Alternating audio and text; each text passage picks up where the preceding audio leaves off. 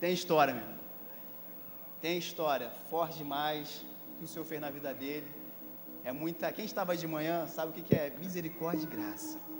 E o fato de ele estar aqui é a graça do Senhor, a misericórdia alcançou a vida dele. E assim, com certeza já está no coração dele uma palavra que vai de encontro ao seu coração. Amém?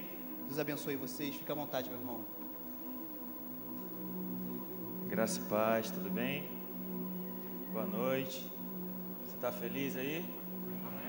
Eu vou perguntar de novo, quero saber se você está feliz. Você está feliz aí? Se é grato a Deus pela oportunidade que Ele nos concede, nós estamos reunidos aqui hoje para adorar e engrandecer o nome dEle, sim ou não? Sim. Como o pastor João falou, meu nome é Gilberlan. Eu gosto sempre de brincar, o Lucas já está rindo ali. Esse foi um nome sugerido pela minha tia. Eu não falo com ela até hoje. Mas eu conheci o Evangelho, tive que perdoá-la, não queria, confesso. Mas Jesus manda perdoar, né? Então, foi melhor obedecer. Amém? Mas aí dá para disfarçar com o Gil, né? O Lucas teve misericórdia e botou lá Gil Pereira. Para a galera da mídia aí, Deus abençoe sua vida. Continue te abençoando. Amém? Faço parte da Base Cultura do Céu, lá no Rio de Janeiro. Nos movemos como igreja dentro da comunidade lá do Complexo da Maré. Quem já ouviu falar no Complexo da Maré? É aquele lugar mesmo, onde tem operação um dia sim e o outro também. Estamos ali servindo como igreja, lançando semente, regando algumas sementes que já foram plantadas. Esse é o nosso encargo. A comunidade, a favela, é viciado, é traficante. Então essa é a parte que me cabe. Eu gostaria de poder compartilhar aquilo que o Senhor tem colocado no nosso coração. Eu gostaria muito de poder cooperar com aquilo que Jesus está fazendo nessa casa, está gerando no seu coração, a liderança dessa casa. Para mim é uma honra poder estar aqui servindo vocês. Espero que o Espírito me conduza por um caminho que possa agregar o que está sendo construído aqui. Amém? Pegue a sua Bíblia comigo aí, abra em Gênesis capítulo de número 3, versículo de número 8. Eu sou casado com a Joyce, a morena linda que está ali na frente. Não precisa olhar não, tá? Esposa. Não tem mais aliança, fomos assaltados agora sexta-feira, vindo do culto. Fecharam a Hosta Luiz, levaram tudo, telefone, tablet, tudo. 3 caixas de livro, que a gente vende livros, tem alguns ali atrás que sobraram, que estavam em casa.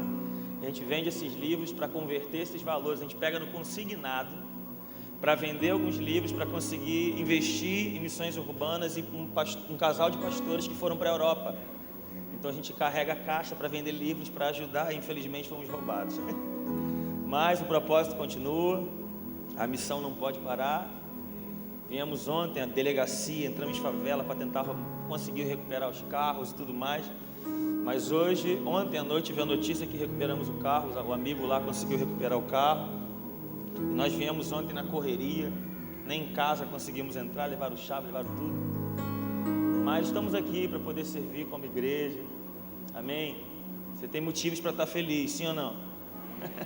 Jesus é o nosso amigo. Amém? Então vamos lá, Gênesis capítulo 3, versículo de número 8, diz assim: E ouviram uma voz do Senhor Deus, que passeava no jardim pela viração do dia. Repita comigo, viração do dia. E ouviram uma voz do Senhor Deus, que passeava pela viração do dia. E escondeu-se Adão e sua mulher da presença do Senhor Deus, entre as árvores do jardim. E chamou o Senhor Deus a Adão e disse-lhe: Onde estás? E ele disse: Ouvi a tua voz soar no jardim e temi, porque estava nu e me escondi. Amém? Pai, nós oramos sobre a tua palavra. Nós oramos sobre o Salmo 119, versículo 18. Desvenda os nossos olhos para que possamos ver as maravilhas da tua palavra. Traga-nos clareza. Senhor, eu creio que os meus irmãos aqui conhecem muito bem esse texto, mas nós te pedimos uma porção para o dia de hoje, não aquilo que nós já ouvimos ou aquilo que nós até já ministramos, mas nós pedimos a porção que está para ser liberada para o dia chamado hoje. Nós queremos essa porção e através de tudo aquilo que o Teu Espírito gerar no nosso espírito de entendimento, nós iremos dar um passo em obediência para viver todos os princípios e fundamentos que o Senhor trazer para nós nessa noite. Por isso, fique à vontade no nosso meio, para a glória e honra do nome de Jesus, e quem crê aí, diga amém. Deixa eu descer, eu sou um pouco bagunceiro, eu gosto de ficar perto de você. Deixa eu dizer algo para você. No princípio, na criação, Deus estabelece um lugar, e esse lugar era meio que a base de tudo que iria acontecer na terra. Se você voltar para Gênesis capítulo 1, versículo 26 e 28, a proposta de Deus era estabelecer um conceito de governo na terra, de reino na terra, desde o princípio. A mentalidade era que iria começar a partir do Éden, uma mentalidade de governo por todo o território, por todo o planeta. E a base, o lugar mãe, a chave, era o Éden. Por isso que no versículo 26 e 28 ele diz para Adão, olha, dominai. A palavra dominai é uma palavra que vem do hebraico, que se pronuncia Rada, R-A-D-A-H no final, que significa reine, governe. Por isso que não havia ninguém maior do que Adão no Éden. Claro, só havia Adão e Eva, de repente você pensa. Mas você nunca viu na Bíblia dizendo que Adão teve que correr porque o leão tentou pegar ele. Já viu alguma vez isso? Não, por quê? Porque quem mandava no Éden era Adão, a autoridade estava sobre Adão. Vou dar um entendimento rápido para você. Não havia ninguém com maior autoridade, porque Deus outorgou essa autoridade para o homem. Então o homem era o rei do Éden. Por isso que na Bíblia, a Bíblia não chama Deus apenas de rei, chama Deus de rei 2 e Senhor 2, porque na concepção de Deus você é rei, eu sou rei, e nós estamos debaixo do reinado e do governo do nosso Pai. Alguém está comigo aqui? Por isso que Apocalipse 1, versículo 5 e 6 diz que o sangue de Jesus, ele nos resgata para esse princípio. Ele nos fez reis ou reino de sacerdotes. Você está comigo ainda aí? Por isso que não havia ninguém com mais autoridade no Éden do que Adão, porque Adão recebeu essa autoridade de governo. Então, a partir do Éden, Adão tinha uma obrigação, um propósito. Qual era o propósito de Adão? Povoar toda a terra debaixo de uma única mentalidade. Qual mentalidade? Deus reinando sobre tudo.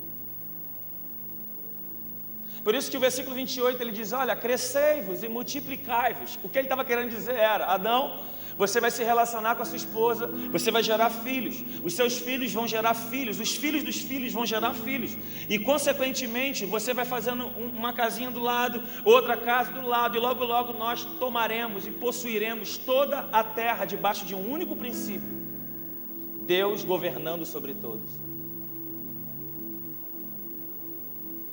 Porém, essa mentalidade acaba meio que sendo perdida por Adão. Eu vou construir esse pensamento, mas deixa eu ficar um pouco mais aqui. Por isso que Adão era autoridade no Éden e nenhum bicho corria atrás de Adão. Se você for para Gênesis 9, tu vai ver Noé também, constrói a arca, tudo aquilo. E eu não acredito que após mais de 100 anos construindo o ministério, ele teve tempo para sair pelas ruas chamando passarinho, chamando os animais para entrar para a arca. Não, a criação era sujeita ao Criador, amém? E quem representava o Criador no Éden era quem? Adão. Era Noé em Gênesis 9. A mesma palavra, dominai, ele fala para Noé, dizendo, Noé, os animais, a criação vai ser submissa, eles vão ter pavor de você. Era autoridade, Deus sempre tentando resgatar essa mentalidade de governo, de reino. E é por isso que você vai ler na Bíblia que nosso irmão Elias, ele faz uma oração dizendo, segundo a minha palavra, não vai chover, 3 anos e 6 meses, não chove e nem cai orvalho. Entenda, Elias não estava falando apenas no natural, Elias estava falando, cara, quem eu represento? Não vai chover, e a atmosfera tranca tudo. Por quê? Porque quem está falando não é apenas um homem, é alguém que está representando um reino na terra. Por isso que Daniel entra na cova dos leões, os leões olham para Daniel, os leões famintos, mas não conseguem comer Daniel. Por quê? O leão olhou para Daniel, não viu Daniel, ele viu quem estava em Daniel. E é por isso que Pedro passava e a sombra dele curava. Gente, não era a sombra de Pedro, era a sombra de quem estava com Pedro. Por isso que Jesus, ele está dormindo, tirando um cochilo da tarde. Os irmãos da cantina, da igreja, fizeram uma feijoada. Jesus comeu, estava cansado, e então bebeu a Coca-Cola gelada, aquela que chega a estar cinza a garrafa. Jesus então, pós escola dominical, vai dormir um pouquinho no barco. A tempestade vem, afunda o barco, não afunda o barco. E então acordam Jesus. Jesus diz: é o quê? Fala: o barco está quase afundando. Você não vai fazer nada. Jesus falou assim: ó vento, mar, esqueceu quem está aqui, velho? Ó, o vento. E os discípulos falaram: cara, quem é esse? Que até o vento e o mar lhes obedecem. João capítulo 5. Lucas 5, eles estão pescando, não pegam nada a noite inteira. Jesus entra no barco, vai um pouco mais adiante, pede para lançar a rede à direita do barco. Eles pegam tanto peixe que o barco quase afunda. Tem que chamar outros irmãos para ajudar, porque era tanto do peixe que quase levou o barco para o fundo. Não foi Jesus que adivinhou onde estavam os peixes. É que quando alguém que está debaixo de uma autoridade libera uma palavra, tudo aquilo que está debaixo do controle do governo de Deus tem que se submeter. Então não foram a rede que caiu em cima dos peixes, foram os peixes que se agarraram na rede, porque alguém liberou uma palavra. Que o Espírito possa pegar você hoje com o entendimento de que nós não estamos aqui apenas para dizer glória a Deus e aleluia, mas Ele nos constituiu como alguém que tem autoridade legal nos lugares aonde nós estamos inseridos. Você está comigo aí? Por isso que a nossa palavra tem poder demais. Você está comigo? Então, essa era a mentalidade, mas o homem perde. Não vai dar para entrar nisso. Mas o homem perde através do pecado, o homem desconecta isso. E Adão, ele estava se desenvolvendo em comunhão, em relacionamento com Deus. Entenda, Adão não ficava o dia todo na presença, mas todo dia Adão se encontrava com Deus. Havia um encontro marcado entre o homem e Deus, todo dia. Diz a minha pastora Quelita, Deus leva a sério esse negócio de marcar um encontro. Experimenta marcar um horário, quando estiver chegando perto do horário. Se você marcar na madrugada, você vai ver que você vai acordar sem despertador. É Ele te atraindo, sabe? Nesses dias eu tenho dito que não é mais eu que estou querendo orar. Nesses dias é Ele que está me atraindo com cordas de amor. Alguém está sentindo isso também? Tem momentos que a gente quer orar, mas tem momentos que Ele nos atrai. O coração começa a pegar fogo e você diz: eu não vejo a hora de voltar para minha casa, para me trancar dentro do meu quarto, ficar chorando um pouquinho. Adão tinha essa crescente nesse relacionamento, desenvolvendo comunhão com Deus diária. Isso era diário. Porém, Adão não ficava o dia todo, mas todo dia, na viração do dia. Adão tinha os seus afazeres, Adão trabalhava, ele cultivava, ele tinha o seu período de trabalho na terra. E então, após tudo isso, havia um momento em que Adão parava tudo e ia se encontrar com Deus. Coisa linda isso, né? Mas eu gosto de dizer o seguinte: Adão não ficava o dia todo na presença, mas todo dia Adão separava um tempo, e era na viração do dia em que ele ia se encontrar com Deus.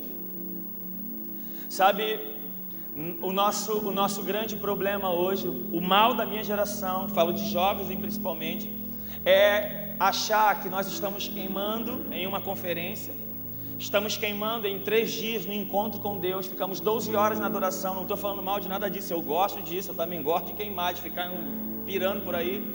É muito legal tudo isso, mas não é sobre ficar 12 horas hoje na presença de Deus, é sobre se amanhã eu vou continuar encontrando Ele. Porque ele não encontrou o dia, Adão não ficava o dia todo, mas todo dia Adão se relacionava com Deus. O maná era diário e o pão nosso ainda é de cada dia.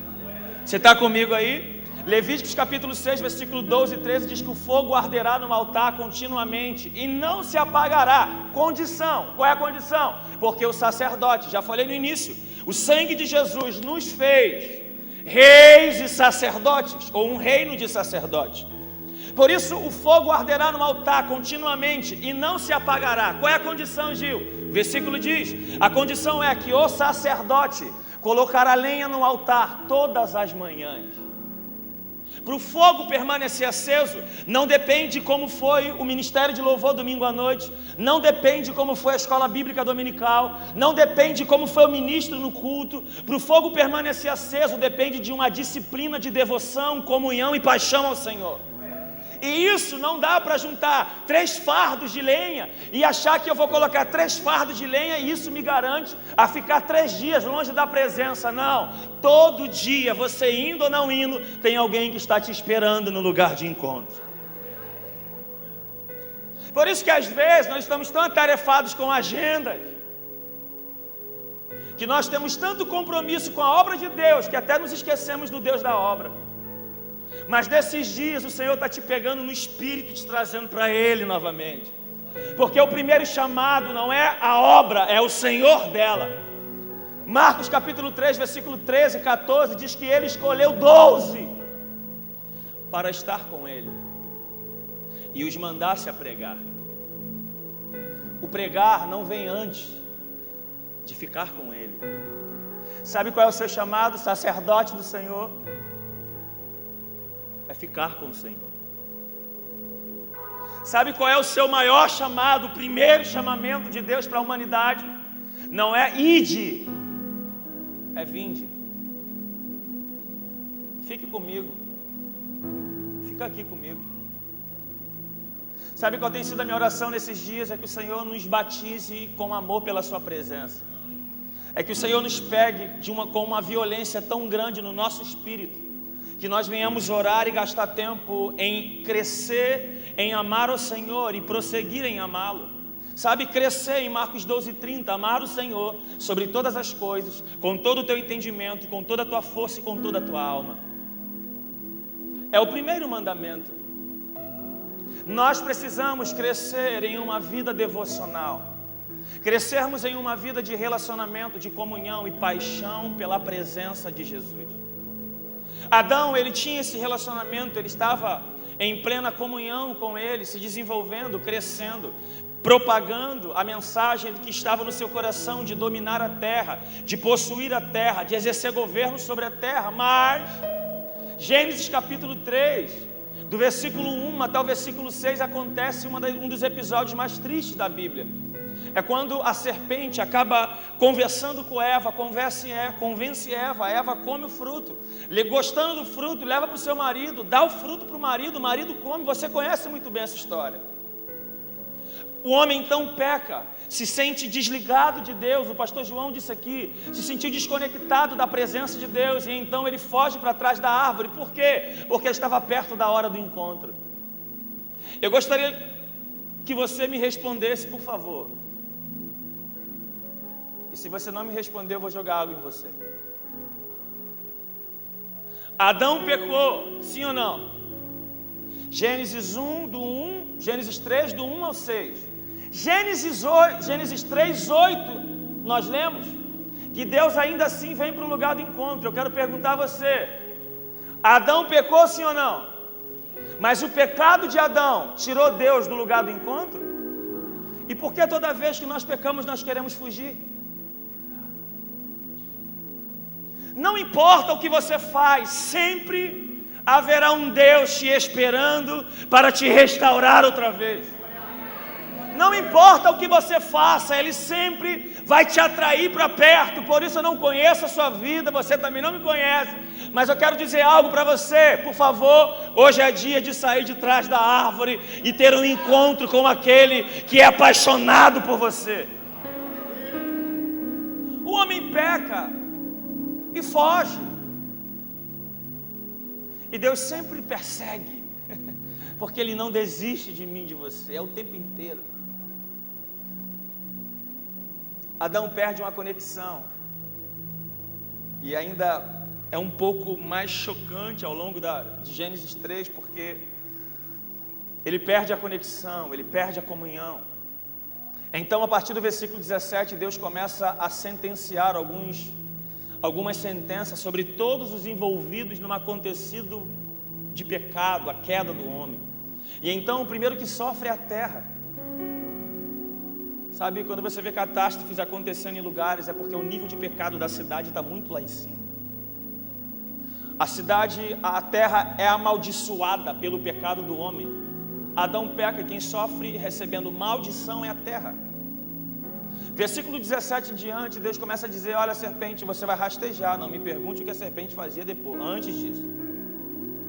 A serpente passou a rastejar, a mulher a ter dores ao ter filhos. O homem passou a trabalhar, não que o homem não trabalhasse, tá? Não pense que o trabalho veio por causa de Adão, tá bom? Não queira chegar no céu e querer fazer um gabinete com Adão. Acordava às 4 da manhã por causa de você, seu abençoado. Não. Então, Deus está sentenciando, mas a parte mais terrível para mim é versículo 23 de Gênesis 3. Porque é a parte onde Deus vira para o homem e diz assim: e o Senhor Deus o lançou para fora do jardim. Sabe, a palavra lançou, ela vem da mesma raiz de Deuteronômio 24:1, onde Deus está falando sobre divórcio. Sabe o que aconteceu em Gênesis 3:23? Foi Deus tirando a aliança do homem. Porque enquanto tem aliança, tem como ter intimidade. Mas se não tem aliança, não pode mais ter intimidade. O homem então é desconectado da presença de Deus. Deus expulsa o homem fora do Éden. E então ele coloca anjos, sabe, anjos protegendo a entrada da porta da comunhão. E então ali acontece duas coisas. Acontece que a porta da intimidade, a porta do relacionamento foi fechada. E agora o homem não poderia mais ter acesso. Então Deus estabelece o sacerdócio, ensinando o modelo correto do sacerdócio para o homem, para Adão. Então Adão começa a se desenvolver nisso. Mas entenda, Hebreus vai escrever sobre isso, que através do sangue, só com derramamento de sangue, é que o homem poderia receber perdão de Deus. Mas Adão não tinha mais o mesmo nível de relacionamento que ele tinha antes da queda. Ele apenas chegava, sabe? Não era a plenitude do que ele desfrutava no jardim.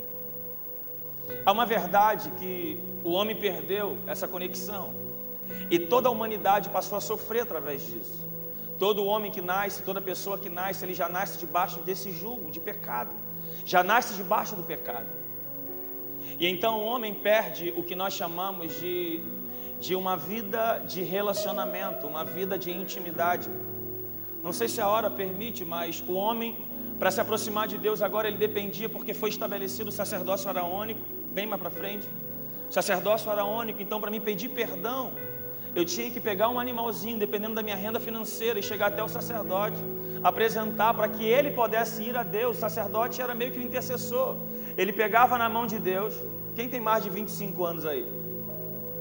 Ele pegava na mão de Deus e pegava na mão do pecador para trazer uma reconciliação. Quem lembra do dedinho assim, para ficar de bem? Quem lembra? Quem lembra assim que era para cortar? Lembra? O sacerdote pegava o teu dedinho, levava no dedinho de Deus e dizia assim: nós somos amigos de novo. Era isso que o sacerdote fazia. E o sumo sacerdote só poderia entrar uma única vez lá no Santo dos Santos. Isso é outra história. Então o homem passou a andar desconectado, sem a presença de Deus. Havia somente os sacerdotes que tinham comunhão, que vinham da tribo de Levi, os levitas também que participavam disso. E aí tinha uma classe que era os samurais da parada, que eram os nazireus, que era outra classe meio violenta, que eram os caras com nível de sacrifício poderoso, e Deus deixava eles virem dar um cheirinho nele também. Mas ninguém mais poderia ter esse tempo. E os profetas, que o Espírito vinha sobre, então eles liberavam a palavra. Então não era mais a humanidade, havia pessoas específicas, grupos específicos que poderiam acessar essa realidade. E no meio de tudo isso, o homem perde essa comunhão, não pode mais conhecer o Senhor. E ao longo da história me aparece um homem, eu acho que você já ouviu falar dele. Um homem que Paulo intitula em 1 Coríntios capítulo 15, versículo 44 e 45, sendo ele o segundo Adão. Eu acho que você já ouviu falar dele. É um cara, um judeu, que o fim da história ele termina com 33 anos de idade. Um homem por nome Jesus. Quem já ouviu falar nesse homem? É esse camarada que vem à terra agora então, não debaixo de pecado. Deixa eu contar algo para você. Jesus vem então, e a princípio quando ele vem, ele não vem debaixo de pecado. Jesus vem com a mesma natureza do Adão antes pecado. Por isso que a morte não tinha nenhum domínio sobre a vida dele. Ele disse: a morte não pode me pegar, Por quê? Porque a morte só teria domínio sobre aqueles a quem vivia debaixo de pecado, e Jesus veio sendo santo. Por isso que a morte não tinha domínio sobre a vida dele. Então Jesus vem, vai ser batizado por João. João então está pregando, João então está anunciando, batizando as pessoas. João vê ele, batiza ele também. Ele desenvolve o seu ministério, já vou seguir. A mensagem de João era uma, a mensagem de Jesus era a mesma, a mensagem dos apóstolos era a mesma, a mensagem de Paulo era a mesma, e a mensagem de hoje é a mesma. É chegado o reino de Deus. Jesus veio restaurar a mesma propagação, a mesma mensagem, a mesma mentalidade que Adão perdeu, olha isso. Por isso Jesus, ele diferente de Adão, ele peca no jardim do Éden, ele cede à tentação no Éden. Jesus, ele triunfa no deserto dizendo, não tentarás ao Senhor teu Deus. O primeiro Adão, ele peca no Éden. O segundo Adão, ele caminha sobre a terra em santidade. O primeiro Adão, ele tem características de alguém que estava em pleno funcionamento, desenvolvimento, no pleno relacionamento e comunhão com Deus. O segundo Adão também andava ligado o tempo inteiro em conexão, em relacionamento. Em tempo ele ficava sozinho para se desenvolver e buscar direções sobre as atitudes que deveria tomar em seu ministério. Mas há uma verdade aqui, eu quero pular logo para essa parte. Jesus vai à cruz. E chegando à cruz, há um texto que me inquietou durante muito tempo. E esse texto é quando Jesus está ali em Mateus 27, versículos 45. Jesus então diz que ele está na cruz. Lembra? Os 43, 44 fala sobre os ladrões. Lembra? Os 2 ladrões que estavam na cruz. E então Jesus está sendo crucificado para restaurar o que Adão havia perdido. Então Jesus está sendo crucificado. Um ladrão vira para ele e diz assim, cara, você não é o Filho de Deus, tu não és o Cristo aí, o cara que é o Salvador. Cara, planeja um plano de fuga aí, planeja uma fuga para nós. E olha, não se esqueça que eu também aqui, o teu brother, o teu parça, quero fugir também. O outro diz assim, não cara, nós estamos aqui porque nós merecemos. Esse homem não. Ô mestre, lembra-te de mim quando entrares no teu? Resposta de Jesus, ainda hoje estarás comigo no paraíso. O homem não pediu para ir para o paraíso, pediu? O homem pediu para ir para onde?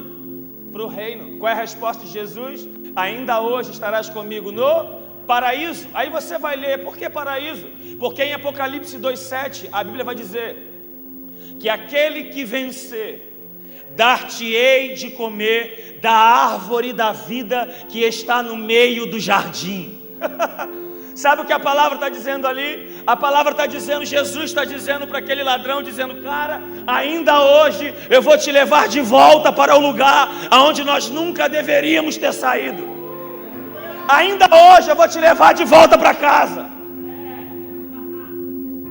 Jesus então ali, logo depois disso, versículo 45, Jesus então na cruz, ele da hora do meio-dia às 3 da tarde, a Bíblia diz toda a terra fica em trevas.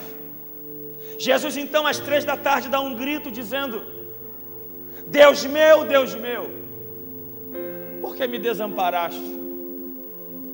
Sabe, eu vim perceber isso no meu espírito, que Jesus ali, ele não estava angustiado pelos pregos. Jesus não estava sofrendo pelos espinhos na cabeça. Jesus não estava chorando ou reclamando pelas suas costas e todo o seu corpo está com feridas horríveis. Mas Jesus estava dizendo ali, Deus meu, por que me desampara? Porque eu vou dizer algo para você. Jesus não tinha pecado, a morte não poderia matá-lo. Por isso que para a morte poder matá-lo, primeiro ele precisaria morrer espiritualmente, para depois a morte atingir o seu físico. Por isso que Jesus, em 2 Coríntios capítulo 5, versículo 21, a Bíblia diz que ele, não tendo pecado, ele se fez pecado. Ele não se fez pecador, ele se fez pecado. Ao ele se fazer pecado, ele estava assumindo todo o pecado de toda a humanidade, desde aquela geração até as gerações, até o dia do arrebatamento da igreja, ou da descida, creia você escatologicamente no que você quiser. Até o fim, Jesus assume essa forma, e Isaías 53, versículo 5, vai dizer que Ele levou as nossas iniquidades. E o mesmo Isaías, um profeta messiânico, no capítulo 59, versículo 2, diz que as nossas iniquidades fazem separação entre nós e o nosso Deus. Quando Jesus está na cruz assumindo a forma de pecado, Jesus está dizendo: Deus, por que você está me abandonando? Não é porque Deus estava descosta, porque não aguentava ver o filho sofrendo. Deus estava descosta porque Jesus passou por toda aquela angústia e um momento difícil, ao ponto de no Getsemane sofrer e soar gotas de sangue, porque seria a primeira vez na história da eternidade em que o filho não teria comunhão com o Pai. Deus não fere princípios. Ele está olhando para alguém que não tem pecado, mas assumiu a forma de pecado pela humanidade. O que Jesus estava fazendo? Jesus está pegando um cabo, uma tomada que está desligado na terra, e Ele se faz pecado para poder pegar essa tomada. Ele se desliga de toda uma santidade, Ele se desfaz de toda uma glória, Ele se desconecta da presença de Deus Pai, para pegar uma humanidade caída e religá-la novamente em Deus Pai. Por isso eu quero dizer algo para você. Jesus sofreu muito para reatar a nossa aliança e o nosso relacionamento com Deus. Por isso, por favor, eu não consigo entender pessoas que não desfrutam, que não aproveitam dessa oportunidade maravilhosa de mergulhar nessa abundante graça, de mergulhar nessa misericórdia e provar desse relacionamento que Cristo estabeleceu na cruz. E agora Jesus restaura o que Adão havia perdido. Hoje nós podemos seguir em conhecer ao Senhor. E a palavra conhecer não é, hoje talvez eu me apresentei a você, talvez no final você pode se apresentar para mim. Mas isso, biblicamente, na cultura deles, não era o fato de nós nos conhecermos. Porque conhecer na Bíblia, desde Gênesis capítulo 4, versículo 1, diz que Adão conheceu Eva, e Eva deu à luz um filho. Gênesis 19 diz que 2 anjos vieram à casa de Ló, e então entraram na casa de Ló, e os homens da cidade vieram bater na porta, dizendo para Ló: Ló, nós queremos entrar e conhecer os homens que aí entraram. Ló vira para eles e diz assim: vocês não vão conhecer esses varões. Eu tenho 2 filhas que nunca conheceu varão, nós iremos entregá-las para vocês. O que ele estava querendo dizer com isso? A Bíblia diz através de Osés: o meu povo padece porque lhe falta conhecimento. Em Mateus capítulo de número 1, versículo 25, lembra daquela história? Maria está grávida, José tenta fugir, não foge. Eu acredito que você conhece também, do 18 ao 25, Mateus 1. Então o último versículo diz que Maria não conheceu a José, até que ela tivesse dado à luz. Mas no versículo 18 diz que eles eram noivos. Como não conheceram? A palavra conhecer do grego é coito. Coito fala de relacionamento sexual, relacionamento de intimidade. Por isso que vai ficar claro um versículo para vocês, João 8,32. E conhecereis a verdade. Fala assim comigo. Número 1, conhecer. Número 2, a verdade. Número 3, vos libertará. O conhecer eu já expliquei para você, é relacionamento íntimo. Mas e a verdade? A verdade, João capítulo 1, versículo 1 diz que no princípio era o verbo, e o verbo estava com Deus, e o verbo era... O verbo é o quê? Uma palavra. Romanos 10, 17 diz que a fé vem pelo e ouvir o quê? A palavra de Deus. João capítulo 14, versículo 7, versículo 6, a Bíblia diz Jesus dizendo: olha, eu sou Então a verdade não é uma condição, a verdade é uma pessoa, e ela se chama Jesus Cristo. Por isso que em Apocalipse 19, versículo 13, diz que as suas vestes estavam chapiscadas pelo sangue, e o seu nome é Palavra de Deus. Quando eu conheço intimamente uma pessoa, verdade, chamada Jesus, qual é o resultado disso? Olha o meu ventre, olha, começa a crescer. E o nome do menino é vos libertará. Por isso que libertação tem a ver sobre o tempo que você se desenvolve em comunhão e relacionamento com a verdade. Por isso que eu digo o seguinte: os frutos que nós manifestamos denuncia com quem nós temos nos relacionado. Você pode pregar muito bem, mas os seus frutos vão falar sobre você. Não importa o que se faz, importa é o que eu vejo como frutos sendo manifestado no nosso dia a dia. Você está comigo aí? Por isso esse é o princípio. E é muito lindo pensar que Jesus na cruz, ele restaura algo poderoso. O que ele restaura? Ele restaura a comunhão. Ele restaura a intimidade. Jesus então na cruz, ele faz algo muito poderoso. Sabe, Adão no Éden, ele trouxe o pecado para a terra. Mas Jesus na cruz, ele cumpre o que João pregando, quando viu ele, disse: eis aí o Cordeiro de Deus, que tira o pecado do mundo. Lembra, Gênesis 3:23, a porta da intimidade foi fechada. Mas em Apocalipse, capítulo de número 4, versículo 1, João tem uma visão. E João diz: eis que eu vejo uma porta aberta nos céus.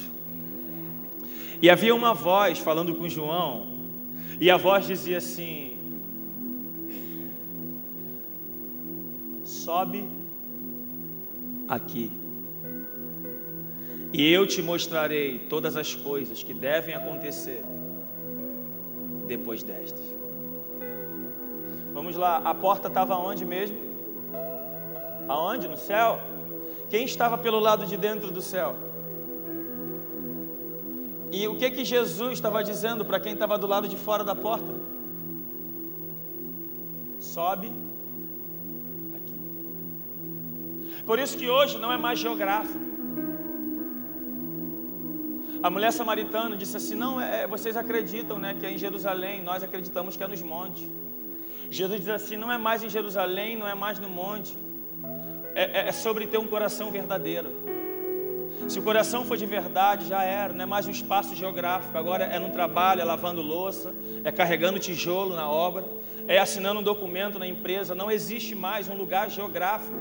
É em qualquer lugar que o seu coração se dispor a sentir a presença de Deus, a buscar a presença de Deus, nesse lugar vai ser uma porta aberta e você vai entrar para desfrutar de uma comunhão plena com o Espírito Santo.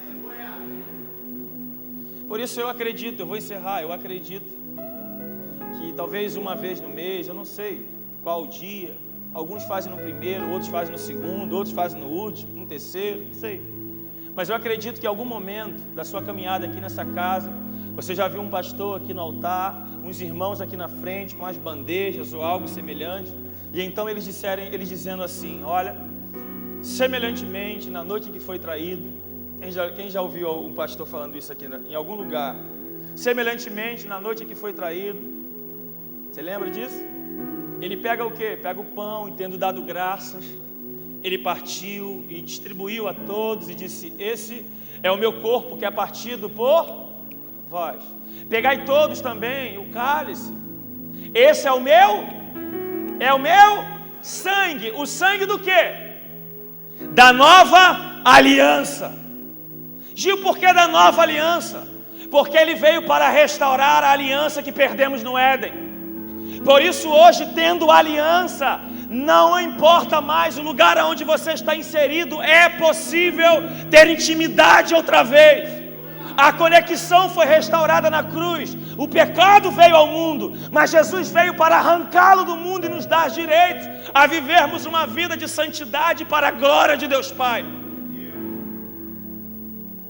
Por isso o sangue de Jesus, ele nos torna justos. Por isso que o sangue, ele nos reconcilia de novo com o Pai. E é por isso que através do perdão nós podemos acessar a realidade que Jesus disponibilizou para nós. Ainda que a nossa natureza adâmica floresça, após o pecado você pode se reconectar com Deus. Por isso que em Provérbios 28:13 diz: aquele que encobre as suas transgressões jamais prosperará, mas aquele que confessa e deixa. Não basta confessar se não deixar. Não basta deixar se não confessar. Aquele que confessa e deixa alcançará misericórdia. Apocalipse 22:14 vai dizer que os santos, tem santos aqui, deixa eu ver, que os santos devem lavar as suas vestes no sangue do Cordeiro. Romanos 5:20 diz que aonde abundou o pecado, superabundou a graça de Deus. 1 João capítulo 1, versículo 9 diz: se confessares os vossos pecados, Ele é fiel e justo para te perdoar os pecados e te purificar de todas as injustiças. 1 João capítulo 2, versículo de número 1 vai dizer: meus filhinhos, estas coisas vos escrevo para que não pequeis. Mas se pecares, temos um advogado para com o Pai, Jesus Cristo o justo. Em Apocalipse capítulo 12, a Bíblia diz que Satanás, ele de dia e de noite, ele passa nos acusando diante de Deus. Sabe, é como se fosse montado um tribunal, e então Deus está na condição de juiz para julgar.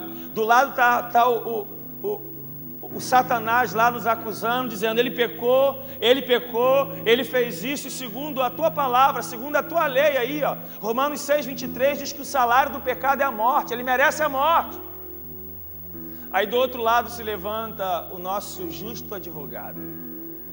Aí o advogado se levanta do outro lado e diz assim para o juiz: ô, senhor meritíssimo, é verdade, o meu cliente pecou, ele infringiu a lei e tem mais, ele é réu confesso. Ele está disposto a fazer até delação premiada se precisar. Mas na lei, na tua lei, seu juiz, está escrito em 1 João capítulo 1, versículo 7, que o sangue de Jesus, o teu Filho, nos purifica de todos os pecados. Aí quando está para ser encerrado, ele diz assim: tem mais. O irmão Paulo lá embaixo, em Romanos 8:1, disse que não há mais nenhuma condenação para quem está em Cristo Jesus. Você está entendendo isso aqui? Na cruz Ele nos religou com o Pai. Ele nos devolveu o direito de vivermos uma vida de intimidade e relacionamento com Deus.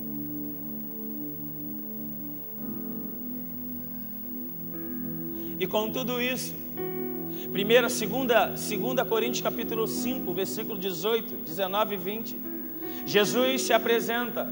Paulo estabelece um conceito dizendo que Jesus ali, ele recebeu o ministério da reconciliação e nos deu o ministério da reconciliação. Primeiro ele nos reconciliou com ele, e então ele nos deu o ministério da reconciliação. Reconciliação é uma palavra grega que é apokatalassin, aonde significa tornar da inimizade para a amizade. Werner Bohr, ele traz um conceito, dizendo na perspectiva dele que reconciliação é trazer algo para colocar algo em ordem, na sua origem. É pegar algo que está desarrumado e trazer o papel original, o plano original. O que Jesus faz na cruz é muito mais do que gritar: está consumado. Ele está devolvendo a humanidade para o Pai. Ele está nos levando de volta para casa. Ele está nos dando o direito de nos relacionarmos com Deus intimamente. Não mais agora depender de alguém, domingo à noite, para ter uma palavra para você. Deixa eu dizer algo para você. Nós precisamos ter uma mentalidade de vir para o culto, não apenas para receber. Culto é para se oferecer, se sacrifica, sacrifício. Você vai vir para o culto não mais para receber uma palavra para conseguir viver a semana. Você precisa manter uma disciplina de busca diária. E quando chegar no culto, você só vai confirmar o que você já ouviu no seu lugar secreto. Porque não tem uma mensagem para metodista, não tem uma mensagem para o centro evangelístico, não há uma mensagem para a assembleia, existe uma mensagem para a igreja. E quem está ligado no cabeça está ouvindo a mesma coisa, pregando a mesma coisa e cantando a mesma coisa. Você está comigo aí? Sabe o que diferencia? O que diferencia é que eu moro numa casa base e cultura do céu, você mora aqui no centro, talvez tenha alguns irmãos aqui da Metodista, não importa a casa que você mora, o que nos une não é a casa, o que nos une é o Pai, é o cabeça. Por isso a única diferença é que moramos em casas diferentes, mas o propósito é o mesmo, o pão nosso ainda é o mesmo, o Pai ainda é o mesmo e a presença ainda é a mesma. Por isso que a mensagem é a mesma e quem está ligado nele está fazendo as mesmas coisas, está vendo a mesma coisa e está se movendo na mesma direção. Porque é o que o Pai está fazendo, é o que Deus está direcionando. Por isso eu queria ter um tempo de oração com você. Porque existe alguém que está com saudade de te encontrar. Não é o seu pastor, ele também tem saudade de você. Existe um Deus que assumiu a forma de pecado só para justificar você.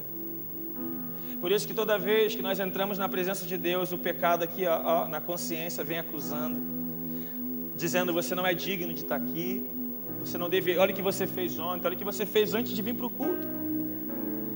O que você está fazendo aí? A consciência. E aí você vem, mas você precisa entender que o sangue de Jesus já purificou tudo. O sangue dele já nos torna justos. Por isso que Hebreus 4,16 diz que devemos entrar com confiança diante do trono da graça, para que alcancemos misericórdia. Por isso, quando o pecar não foge, quando o pecar se joga na presença dele. E quando você se jogar na presença dele, que na sua consciência falar: olha, você não pode estar aí, diga assim para ele: de fato, eu não posso estar aqui, eu nem merecia estar aqui, mas o sangue de Jesus me tornou justo. Fique em pé comigo, vamos orar. Eu queria ter um tempo com você de oração. Na verdade, se você preferir orar sentado, fica à vontade, de joelhos. Se você sente de vir para frente, fica do jeito que você quiser, sabe?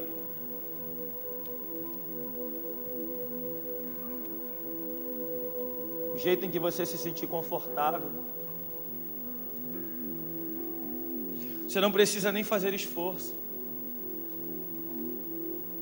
Tudo o que precisava ser feito, Ele já fez na cruz.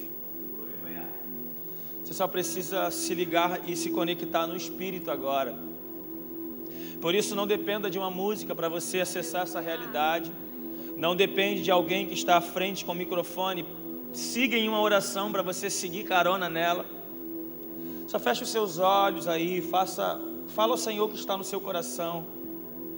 Se no decorrer do que está acontecendo aqui, você que ainda não entregou a sua vida a Jesus e sente a necessidade de ser aceito por Ele, de se entregar hoje, fazer uma aliança com Cristo, em prol de tudo que está acontecendo aqui, você está à vontade para sair do seu lugar, vir à frente, para nós orarmos por você.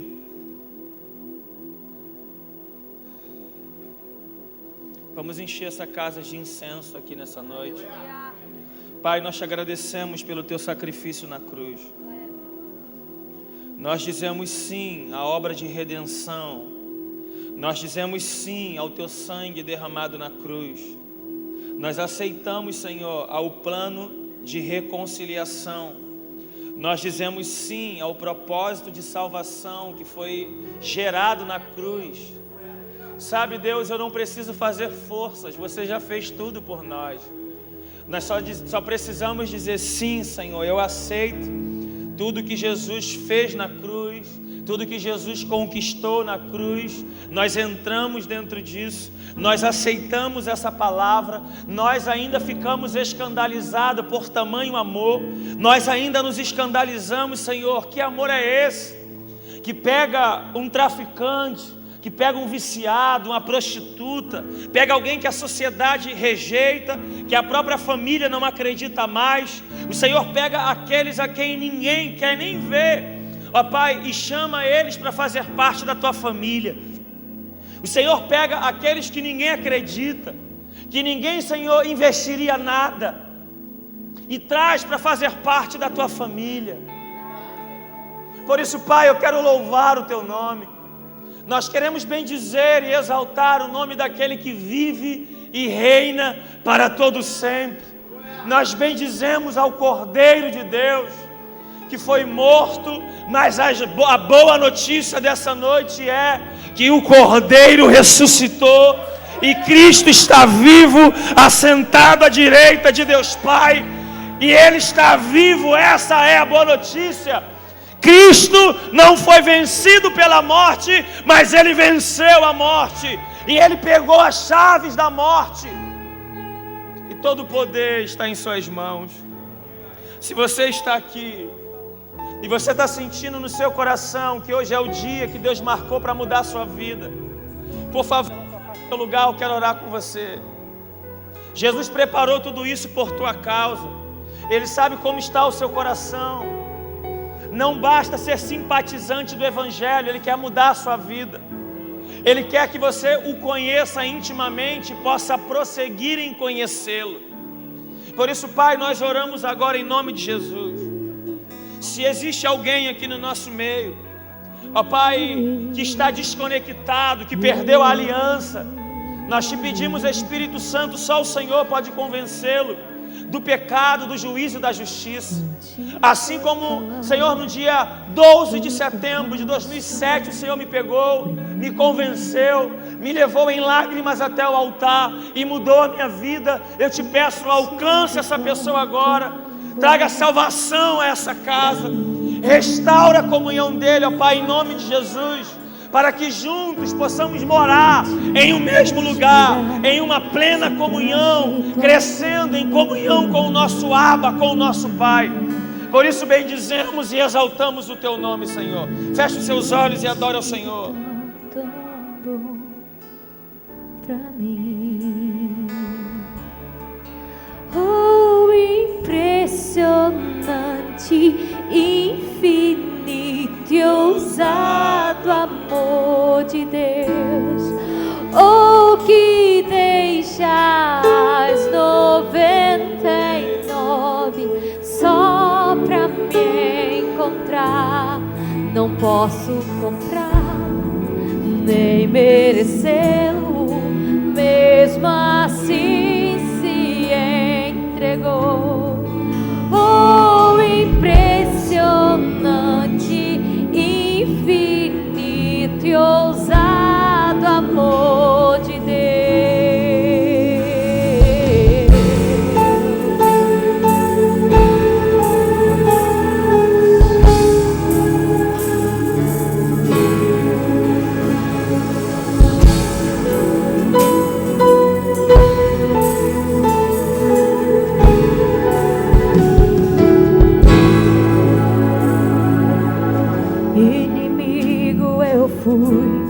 Mas teu amor lutou por mim.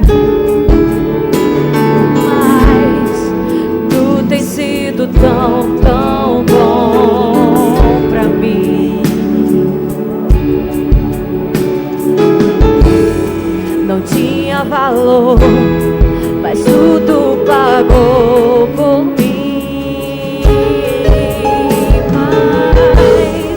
Tu tens sido tão, tão bom pra mim. Oh, impressionante, infinito e ousado amor de Deus. Oh, que deixa as 99 só pra me encontrar.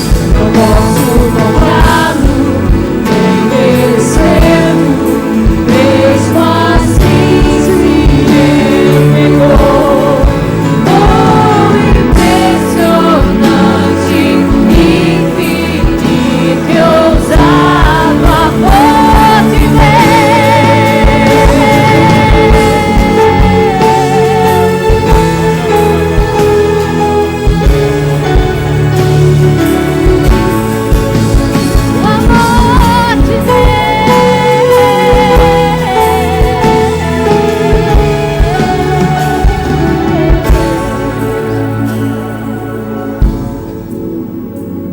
Jesus marcou tudo isso por tua causa. Deixa eu dizer algo para você. Com a minha infância inteira, eu era muito perturbado. 7 anos de idade, minha mãe tinha que me levar para a Igreja Universal. Para acabar culto, 2 obreiras me levar para o banheiro, uma ficar agarrada comigo, enquanto a outra botava a mão na minha cabeça para orar e eu xingando as obreiras. Xingava mãe, pai, não respeitava ninguém. Com 7 anos de idade, minha mãe dentro da Igreja Universal, final de culto, chamaram à frente. Minha mãe teve uma visão, e para ter visão dentro da Universal, é só sendo Deus. Minha mãe me via no altar, ela não via o meu do pescoço para cima, ela só via do pescoço para baixo, eu com o microfone na mão pregando. E minha mãe ali entregou nas mãos de Deus. E eu só fui piorando, e enfim. Aos 14 anos de idade me envolvi no tráfico de drogas na comunidade. Fui até os 16 anos mais ou menos. Um pastor chamado Pastor Manuel Felipe. Um pastor que, se você for lá até hoje, ele tá, o pessoal está vendendo drogas numa mesa aqui, do lado ele está entregando folheto. Em momento Deus pega ele e capota todo mundo no chão. E eu me lembro de chegar às vezes pensando que era alguém de fuzil na mão. E ele de longe gritava: Pastor Gilberlan, eu vejo você pregando a palavra para uma multidão de pessoas. Sabe, eu não vim aqui hoje para cumprir a agenda. Eu vim aqui para cumprir uma profecia que foi dita ao meu respeito. Com 17 anos de idade, cansado, eu vim no altar como vocês chorando,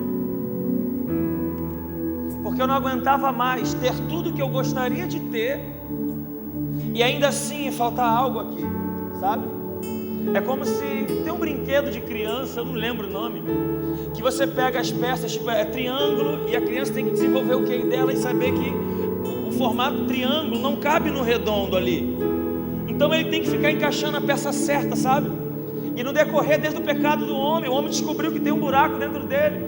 E então ele vai para as drogas, ele vai para o lugar que ele acha que ele vai pegar a peça certa. E eu descobri em 17 anos que eu só tentei e só achei a peça errada. Era até legal à noite, era até legal alguns momentos, mas não cabia. Até um dia que alguém me apresentou um homem chamado Jesus. E no dia então que eu levantei as minhas mãos aos céus, eu descobri que a peça que faltava no quebra-cabeça da minha vida se chamava Jesus. E então a presença do Espírito, ele veio e morou dentro de mim. E hoje, aí talvez alguns amigos lá dizem assim: Gil, por que tu não vai para o baile mais? Porque hoje você está casado, porque hoje você vive assim, não usa mais. Falei, cara, é porque antes eu usava para tentar, sabe? Mas hoje eu estou completo. É porque o pastor não deixa, a Bíblia diz que não pode. Não é por nada disso, é porque eu não preciso mais, eu estou completo. A presença de Jesus é a única coisa que pode preencher você. Por isso, por favor, se você precisa desse completado Espírito, sai correndo do seu lugar, porque nós iremos orar por essas irmãs aqui na frente. Para sombras, escala montanha pra me encontrar. Derruba muralhas, destrói as mentiras pra me encontrar. Traz luz para as sombras, escala montanhas pra me encontrar. Derruba muralhas, destrói as mentiras pra me encontrar. Traz luz para as sombras,